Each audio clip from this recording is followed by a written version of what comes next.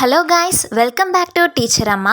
Already நம்ம சேனலில் ஷேர்னா என்னென்னு பார்த்துருக்கோம், ஷேர் மார்க்கெட்னா என்னென்னு பார்த்துருக்கோம்.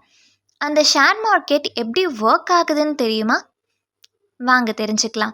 ஃபார் எக்ஸாம்பிள், மிஸ்டர் எக்ஸ் அப்படின்ற பர்சன் ஏபிசி லிமிடெட் அப்படின்ற கம்பெனியை ரன் பண்ணுறாரு.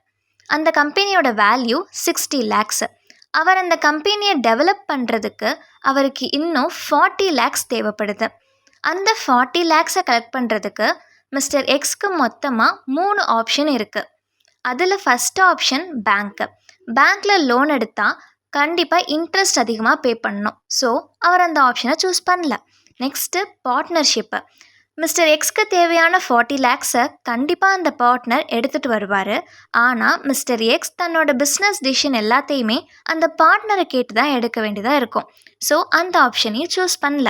நெக்ஸ்ட்டு மிஸ்டர் எக்ஸ்க்கு இருக்கக்கூடிய ஒரே option share market. So share market ஆப்ஷனை சூஸ் பண்ணுறாரு. இப்போது மிஸ்டர் எக்ஸ் தன்னோட கம்பெனியை செபி, அதாவது securities and exchange board of India அப்படின்ற ரெகுலேட்டரி கிட்ட ரெஜிஸ்டர் பண்ணுவார்.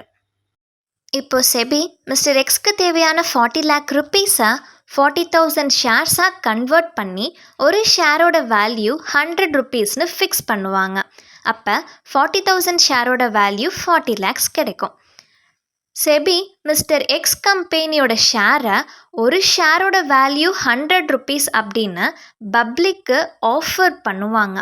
இந்த ஆஃபர் தான் நம்ம இனிஷியல் பப்ளிக் ஆஃபரிங் அப்படின்னு சொல்லுவோம், அதாவது ஐபிஓ.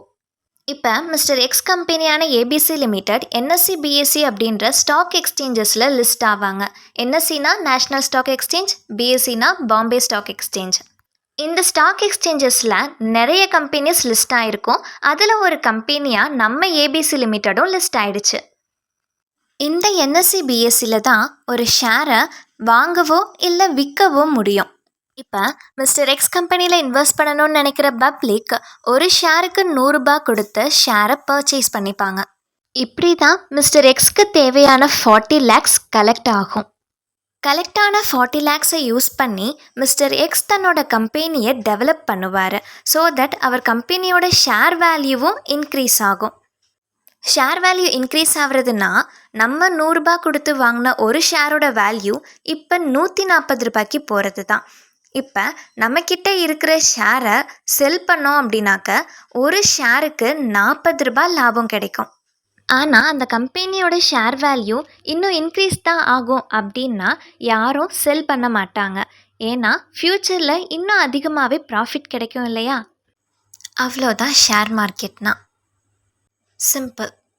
ஸோ வீடியோ பிடிச்சிருந்ததுன்னா லைக் பண்ணுங்கள். ஏதாவது குறை இருந்ததுன்னா கமெண்ட் செக்ஷனில் சொல்லுங்கள். Will improve it in the next class.